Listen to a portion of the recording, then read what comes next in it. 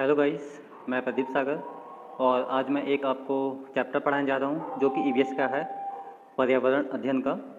और ये पहला चैप्टर है जिसका नाम है कैसे पहचाना चींटी ने दोस्त को।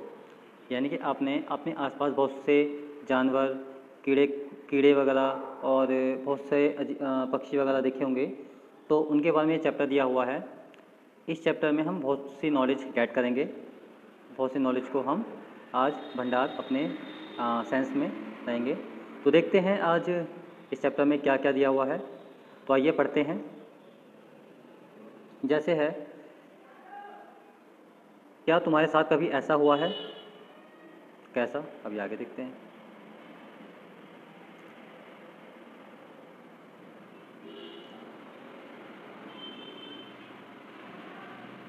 जैसे यहाँ पे दिया हुआ है, तुम स्कूल के मैदान में बैठे खाना खा रहे हो और चील आकर फुर्ती से तुम्हारी रोटी ले गई।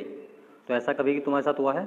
मे भी हो सकता है कहीं आप बैठे हो और चील आकर फटाफट से तुम्हारी रोटी उठा कर ले गई हो। ठीक है। नेक्स्ट है, तुम एक सोए हुए कुत्ते के पास से गुजरे और झट से उसके कान खड़े हो गए। तो आपने देखा होगा, मोस्टली हम जब आते जाते हैं तो कुत्ते अगर कहीं बैठे हुए होते हैं तो वो आसानी से पहचान लेते हैं कोई उनकी ओर आ रहा है। ठीक है। नेक्स्ट है, खाते समय तुमसे कुछ मीठा ज़मीन पर गिर गया और कुछ ही पल में वहाँ चींटियाँ झुंड इकट्ठा हो गया, चींटियों का झुंड इकट्ठा हो गया।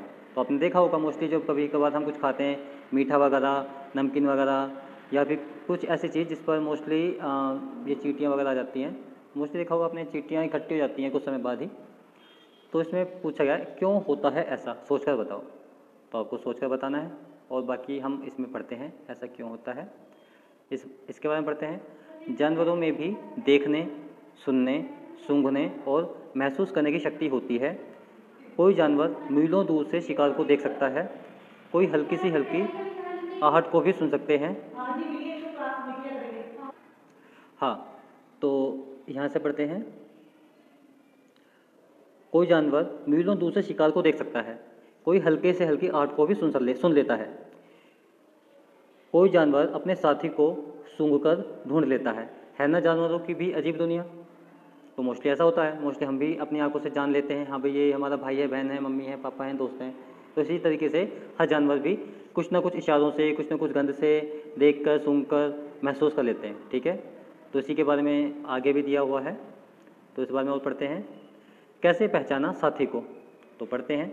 एक चींटी अपने रास्ते चली जा रही थी। अचानक अपने सामने दूसरी टोली की चींटियों को देखकर वह झट से अपने बिल की तरफ वापस दौड़ी आई। बिल के बाहर पहरा दे रही चींटी ने उसे पहचान लिया और बिल में घुसने दिया।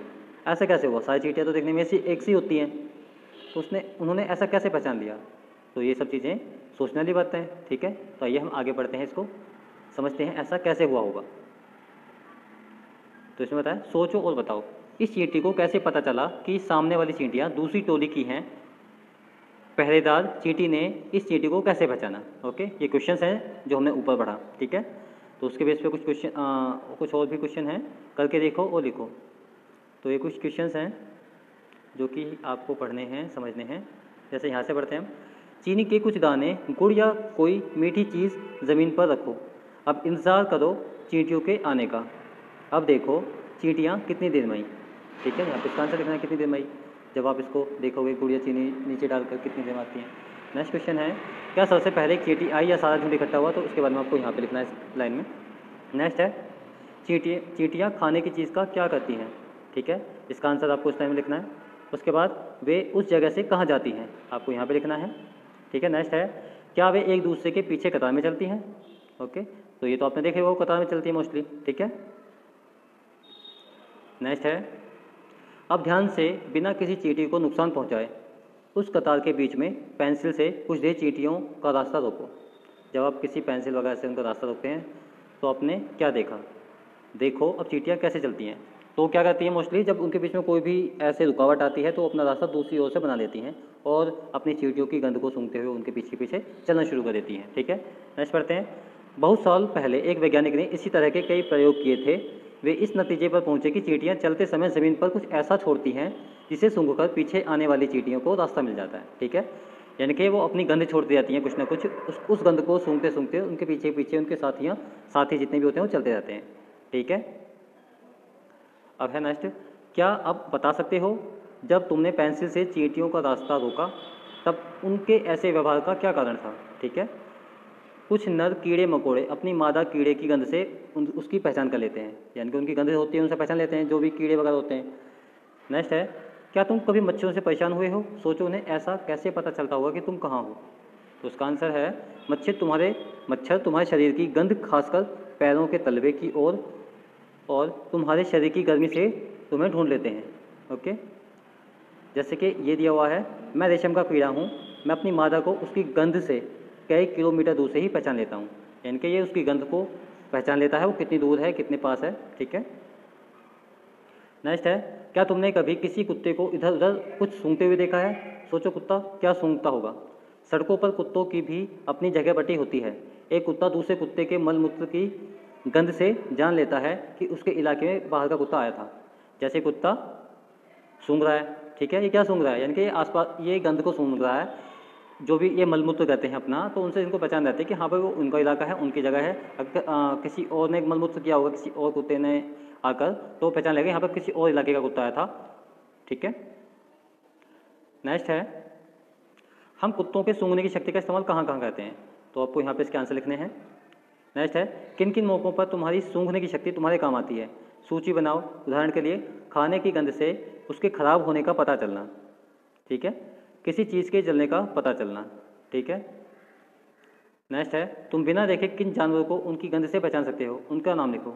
ठीक है, मोस्टली हम कुछ कुछ जानवर होते हैं उनको सूंघ कर, मतलब उनकी गंध होती है वो हमारे नाक तक आ जाती है और उनको हम पहचान लेते हैं हाँ भाई ये कौन है। तो मोस्टली डॉग्स वगैरह की भी आ जाती है और बिल्लियों वगैरह की भी आ जाती हैं, मोस्टली हम पहचान लेते हैं। और खासकर जब आसपास में चिड़ियों का घोंसला वगैरह होता है हम तब भी पहचान लेते हैं हाँ चिड़ियों की गंध है। ठीक है, अब यहाँ पे किन्हीं 5 ऐसी चीज़ों का नाम लिखो जिनकी गंध तुम्हें अच्छी लगती है और किन्हीं 5 ऐसी चीज़ों का नाम भी लिखो जिनकी गंध तुम्हें अच्छी नहीं लगती। तो यहाँ पर 5 चीज़ें लिखनी है आपको, इनकी गंध अच्छी लगती है, ठीक है, वो यहाँ पर लिखने हैं, और जिनकी गंध आपको अच्छी नहीं लगती वो यहाँ पर लिखने हैं। ठीक है, नेक्स्ट है, क्या तुम्हारे सभी साथियों के उत्तर एक से हैं? जो ऊपर क्वेश्चन पूछे गए हैं उसके बेस पर आपको इसका आंसर देना है। ठीक है, नेक्स्ट है, चर्चा करो। क्या तुम्हें अपने घर के लोगों के कपड़ों से गंध आती है? किसके? तो मोस्टली आपने देखा हो कभी कभार कि आपको कुछ ना कुछ मतलब स्वेट आता हो आपके घर में किसी को, उसकी गंध आ जाती है आपको। ठीक है, या छोटे बच्चे होते हैं वो मोस्टली कुछ ना कुछ टॉयलेट या लैट्रिन वगैरह कुछ कर देते हैं तो उसकी भी गंध मोस्टली आती है। ठीक है, जैसे क्या तुम्हें अपने घर के लोगों के कपड़ों से गंध आती है? किसके? कभी किसी भीड़ से जगह जैसे मेले में, बस में, ट्रेन आदि में तुम्हें गंध का एहसास हुआ है? बताओ कैसा लगा। ठीक है, तो इसके बारे में आपको बताना है इसका आंसर। अब है, ऐसा क्यों? आज रजनी को ज़रूरी काम से कहीं जाना पड़ा। अपने 6 महीने के बेटे दीपक को वह अपनी बहन सुशीला के पास छोड़ गई। सुशीला की अपनी बेटी भी इतनी ही छोटी है। मज़े की बात यह है कि दोनों बच्चों ने एक साथ पोटी या लैट्रिन कर दी। अपनी बेटी की पोटी धोने के बाद जब वह दीपक की पोटी साफ करने लगी तो फटाफट अपने मुंह नाक को दुपट्टे से ढक लिया। ऐसा क्यों हुआ? जैसे ये रजनी है, रजनी की बहन है सुशीला, तो पहले इसने अपनी बेटी की तो पोटी साफ़ की, उसके बाद रजनी के लड़के की पोटी साफ़ करने लगी तो उसको गंध आने लगी। ऐसा क्यों होता है? अपने बच्चे के लिए तो इसने ऐसा कुछ महसूस किया नहीं, तो अपनी बहन के बच्चे के लिए ऐसा क्यों महसूस करती है? तो मोस्टली ऐसा होता है। ऐसा क्यों होता है ये हम आगे पढ़ेंगे।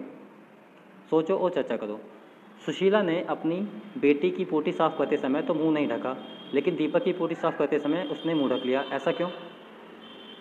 जब तुम कूड़े के ढेर के पास से गुजरते हो वहाँ की गंध तुम्हें कैसी लगती है? उस बच्चे के बारे में सोचो जो दिन में कई घंटे इसी कचरे के ढेर में से चीज़ें बीनता है। ओके, क्या गंध का अच्छा या बुरा होना सभी के लिए एक जैसा ही होता है या इस पर हमारी सोच का असर भी पड़ता है? ठीक है, नेक्स्ट है, कैसे दिखा? किसी ऐसे पक्षी का नाम लिखो जिसकी आंखें सामने की तरफ हों, यानी कि बिल्कुल मतलब चोंच के पास में हो। नेक्स्ट है, ऐसे कुछ पक्षियों का नाम लिखो जिनकी आंखें सिर के दोनों तरफ होती हैं। इन पक्षियों की आंखों का आकार उनके सिर की तुलना में कैसा होता है? तो ये क्वेश्चन पूछा गया, आपको बताना होगा। ठीक है, नेक्स्ट में लिखा है, ज़्यादातर पक्षियों की आंखें उनके सिर के दोनों तरफ होती हैं। पक्षी एक ही समय में 2 अलग अलग चीज़ों पर नज़र डाल देते हैं। जब ये बिल्कुल सामने देखते हैं तब इनकी दोनों आंखें एक ही चीज़ पर होती है। ठीक है, तुमने देखा होगा कई पक्षी अपनी गर्दन बहुत ज़्यादा हिलाते हैं। जानते हो क्यों?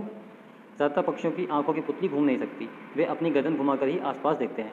यानी कि अगर हम अपनी आंखों को इधर उधर घुमाएं तो वो हमारी पुतलियाँ होती हैं जो इधर उधर घूम सकती हैं, तो हम आसपास का कहीं का भी कोई भी नज़ारा देख सकते हैं। लेकिन पक्षियों के नहीं होते ऐसे, उनके क्या होता है, उनको अपनी गर्दन घुमानी पड़ती है बार बार इधर उधर देखने के लिए। ठीक है, नेक्स्ट है, तुम भी अलग तरीके से देखो। तुम अपनी दाई आंख बंद करो, दाई मतलब उल्टे हाथ की, सॉरी सीधे हाथ की। सीधे हाथ की तरफ की जो आपकी आंख है उसको दाई आंख बोलते हैं, और जो आपके उल्टे हाथ की तरफ है उसको बाई आंख बोलते हैं। ठीक है, तुम अपनी दाई आंख बंद करो या हाथ से ढको। उसी समय तुम्हारा साथी तुम्हारे बिल्कुल दाईं तरफ थोड़ी दूर खड़ा होकर कुछ एक्शन करेगा। ठीक है, फिर क्या तुम बिना गर्दन घुमाए अपने साथी के एक्शन को देख पाते हो? तो इसके बारे में आपको आंसर लिखना है।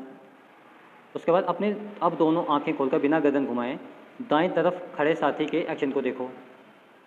दोनों आंखें खोलकर देखना है।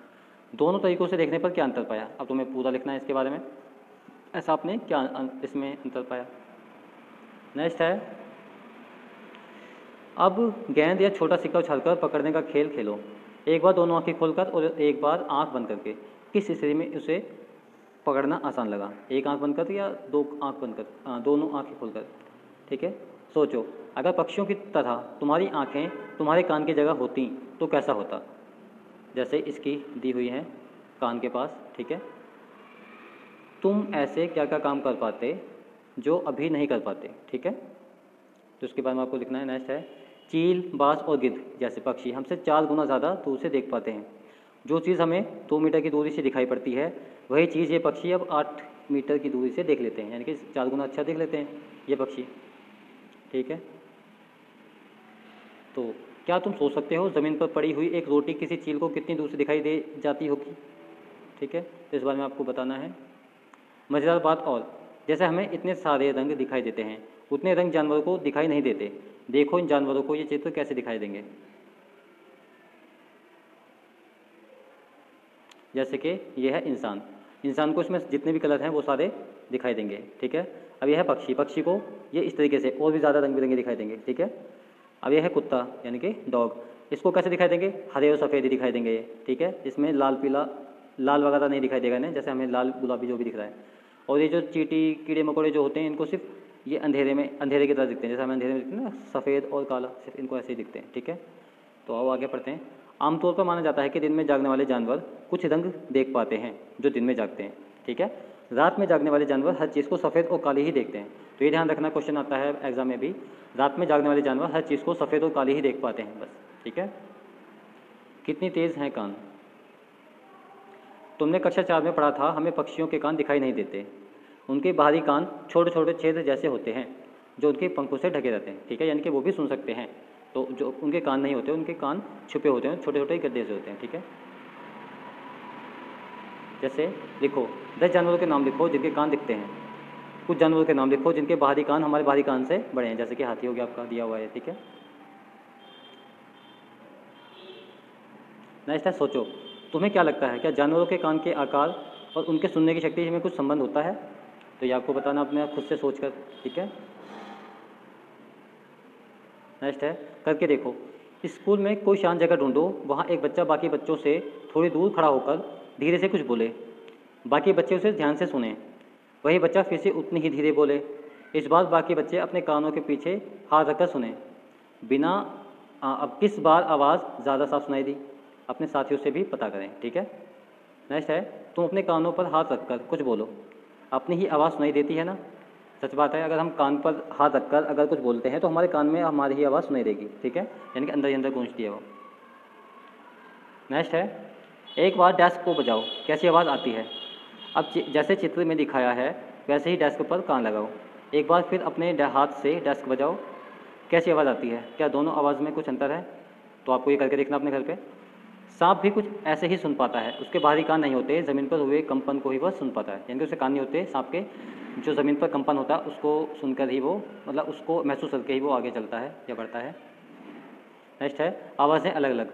जंगल में ऊंचे पेड़ पर बैठा लंगूर पास आती मुसीबत को देखकर एक खास आवाज़ निकालकर अपने साथियों को संदेश देता है। इस काम के लिए पक्षी भी खास आवाज़ निकालते हैं। ठीक है, यानी कि जब भी उसको खतरा महसूस होता है तो अपने सारे दोस्तों को या साथ फैमिली वालों को वो सचेत कर देता है।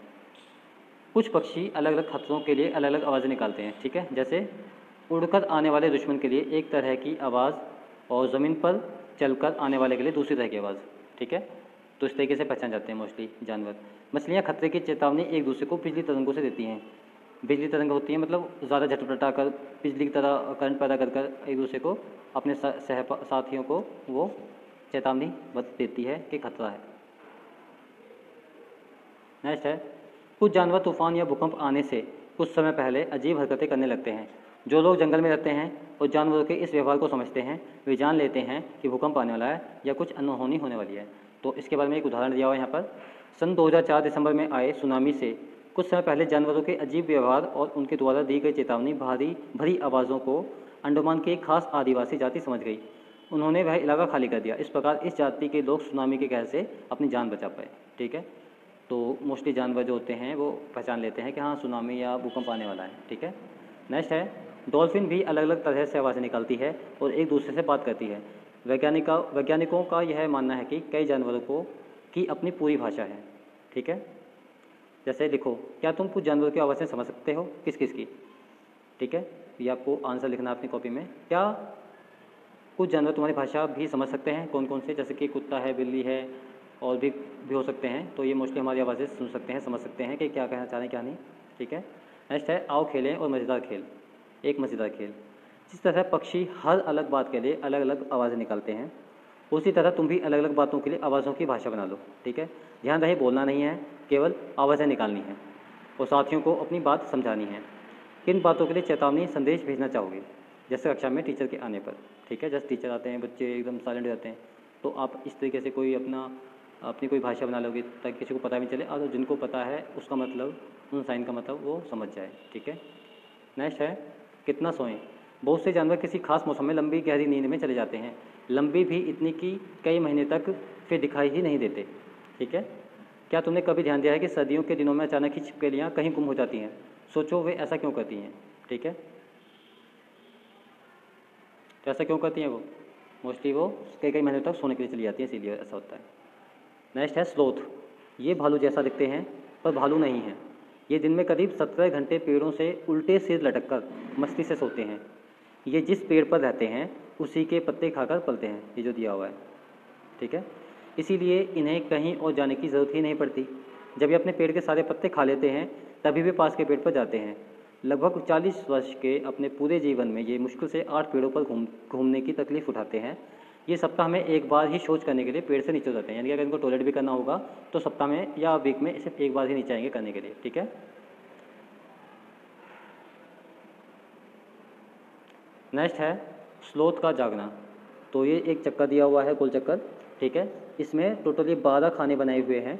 इन 12 खानों को 24 मानना है, यानी कि 12 दूना 24 होते हैं, यानी कि एक खाने का मतलब है 2 घंटे, ठीक है। अगर हम इसमें से जो 3 खाने हैं जो कि सफ़ेद कलर के हैं उनको निकाल दें, 3 का दुगना कितना होता है? 3 दूना 6, तो 6 घंटे हम निकाल दें 24 घंटे में से, तो कितना बचेगा? 18 घंटे। तो इस स्लोथ के जागने का समय है। स्लोथ का समय कितना है? कुल 6 घंटे जगता है वो, बाकी के समय वो सोता है, ठीक है। नेक्स्ट है, इसमें देखो छिपकली का टाइम दिया हुआ है। देखो पहले तो स्लोथ का पढ़ लेते हैं, स्लोथ के बारे में कुछ दिया हुआ है। अगर स्लोथ की सोने और जागने की प्रक्रिया 24 घंटे की घड़ी में दिखानी हो तो वह ऐसे दिखेगी, इस तरीके से, ठीक है। और ये है नेक्स्ट। अब बताओ छिपकली के लिए सर्दियों में यह घड़ी कैसे दिखेगी? तो ये सर्दियों में पूरे दिन सोई जाती है, कई महीने तक सोई जाती है, अंदर बाहर ही नहीं आती है, ठीक है। इस तरीके से हम इसको दर्शा सकते हैं। नेक्स्ट है, चित्रों में कुछ जानवरों के सोने के समय को दिखाया गया है। हर चित्र के नीचे लिखो कि यह जानवर एक दिन में कितने घंटे सोता है, ठीक है।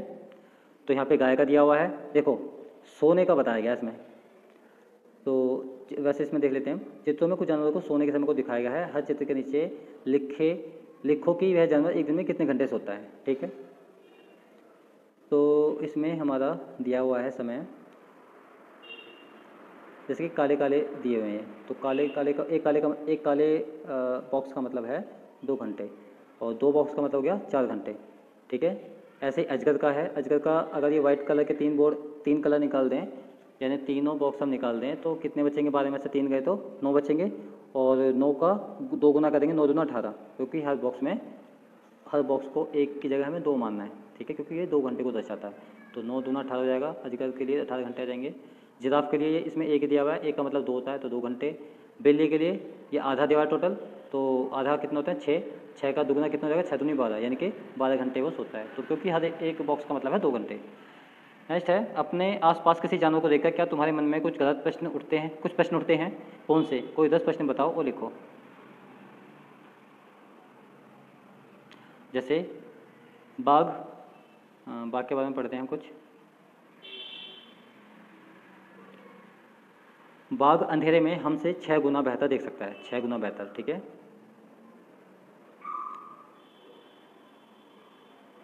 नेक्स्ट है, बाघ की मूछें हवा में हुए कंपन को भांप लेती हैं। कंपन मतलब कोई आधा ज़्यादा हो या फिर आसपास से निकलते हुए तो उसको हल्का सा कंपन होता है, जैसे सांप को फील होता है, तो इसकी मूछों को भी पता चल जाता है कि आसपास में कोई है। नेक्स्ट पढ़ते हैं, और उसे शिकार की बिल्कुल सही स्थिति का पता चल जाता है। इससे इन्हें अंधेरे में रास्ता ढूंढने में मदद मिलती है, ठीक है। नेक्स्ट है, बाघ अपने इलाके में मूत्र करके अपनी गंध छोड़ते जाते हैं। यह इलाका कई किलोमीटर बड़ा हो सकता है। एक बाघ किसी दूसरे बाघ के मूत्र की गंध को झट से पहचान लेता है, फिर उस इलाके में घुसना है या नहीं यह उसकी मर्जी होती है, उस बाघ की, ठीक है। नेक्स्ट है, बाघ मौके के अनुसार अपनी आवाज़ बदलता रहता है। गुस्से में अलग आवाज़ और बाघिन को बुलाता हो तो अलग आवाज़, कभी कराना तो कभी गुजाना। बाघ का गुजाना 3 किलोमीटर दूर तक सुना जा सकता है, ठीक है। नेक्स्ट है, बाघ हवा से पत्तों के हिलने और शिकार के झाड़ियों में हिलने से हुई आवाज़ में अंतर को भांप लेता है, और बाघ के दोनों कान बाहर की आवाज़ इकट्ठा करने के लिए अलग अलग दिशाओं में बहुत तेज़ी से घूम सकते हैं, बहुत ज़्यादा घूम भी जाते हैं, ठीक है। तो ये बाघ के बारे में पूरी जानकारी थी। इससे रिलेटेड हमारे एग्जाम में काफ़ी क्वेश्चंस आते हैं। नेक्स्ट है, बाघ इतना सतर्क जानवर है लेकिन वे इस सब के बावजूद आज वह खतरे में है। सोचो जंगल के बाघ को किन चीज़ों से खतरा होगा? क्या हम भी जानवरों के लिए खतरा बन रहे हैं? कैसे? क्या तुम जानते हो हाथी के उसके दांतों, गैंडों को सींग, शेर, मगरमच्छ और सांप को उनकी खाल के लिए मार दिया जाता है। कस्तूरी हिरन को थोड़ी सी खुशबू के लिए मारा जाता है। जानवरों को मारने वाले लोगों को शिकारी कहते हैं। नेक्स्ट है, हमारे देश में बाघ और अन्य कई जानवरों की गिनती इतनी कम हो गई है कि इनके लुप्त होने का खतरा है। हमारे देश की सरकार इन्हें बचाने के लिए बहुत से जंगलों को सुरक्षा दे रही है, जैसे उत्तराखंड का जिमकार्बेट नेशनल पार्क और राजस्थान के भरतपुर जिले में घाना। इन जंगलों में जानवरों का शिकार मना है। यहाँ लोग जानवरों या जंगल को कोई नुकसान नहीं पहुँचाते, ठीक है। नेक्स्ट है, पता करो भारत में जानवरों की सुरक्षा के लिए ऐसे नेशनल पार्क और कहाँ कहाँ हैं, इनके बारे में जानकारी इकट्ठी करके रिपोर्ट तैयार करें।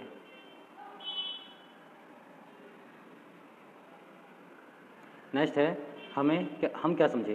क्या तुमने कभी ध्यान दिया है बहुत से गायक गायिकाएँ गाते समय अपने कान पर हाथ रखते हैं, वे ऐसा क्यों करते हैं होंगे?